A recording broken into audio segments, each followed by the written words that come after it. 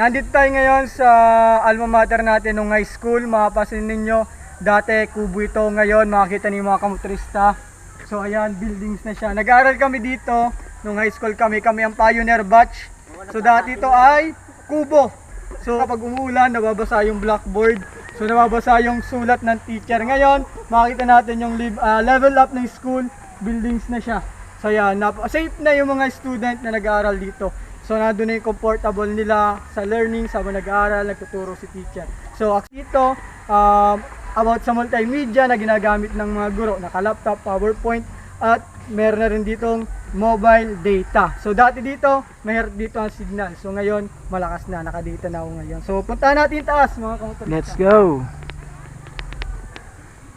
Makikita ninyo mga kamotorista, bagong-bago yung buildings.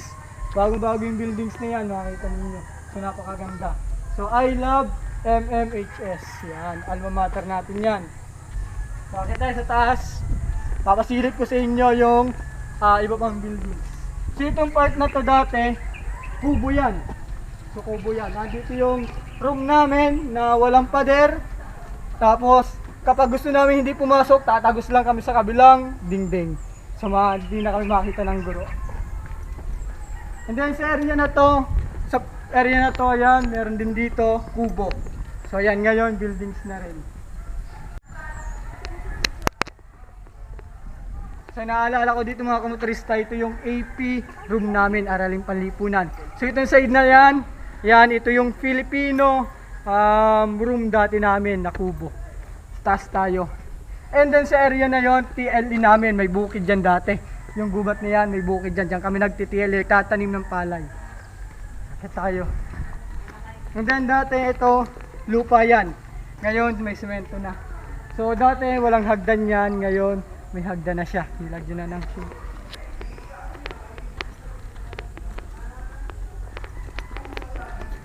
Ayan, makita natin. So sementado na siya. Dati siyang lupa na nakaukit.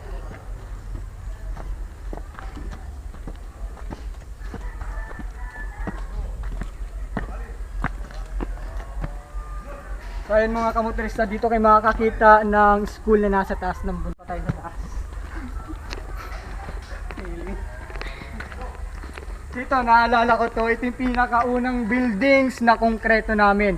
So dito kami nung 4th year high school, ayan yung side na yan, konkreto. Tututur ko kayo sa buong school namin.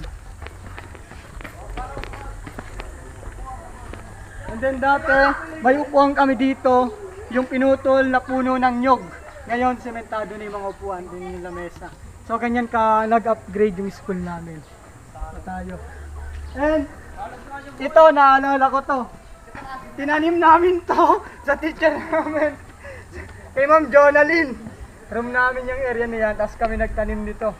Ang tawag dito? Money plant. Yun, money plant to. Area na to. Yan. Dito kami nagtatanim dati. Garden namin yan.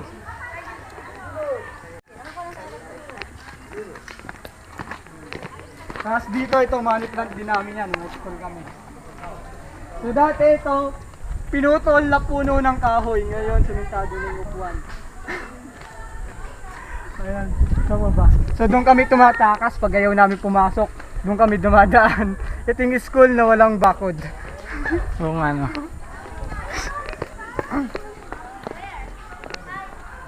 Dati akong ganun, si Terinaw dati. Adjutant ako dati. Ako sumisigaw ng humanay! Ay, ma'am. Hello po, ma'am. Shoutout po! Shout out kila ma'am. Si ma'am yung dati natin pinakamagandang English teacher. Ayan, nandito. Andito pa rin si ma'am. Fresh pa rin. Maganda pa rin.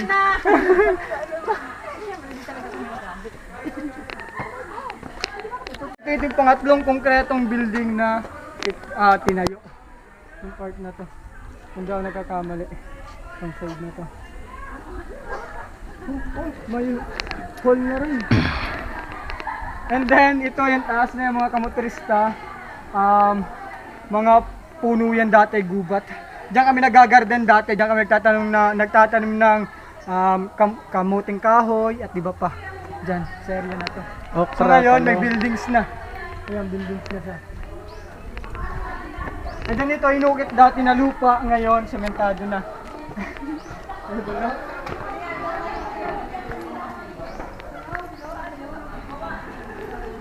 So ito yung area dati na dito kami nagagarden, nagtatanim kami ng mga kamuting kahoy, etc. Sa area natin ngayon, buildings na siya. Ayan, parang hall na siya, ginawa ng hall. Ayan yung mga batch na graduate. Iba't ibang batch yan, from 2014 hanggang 2022-2023.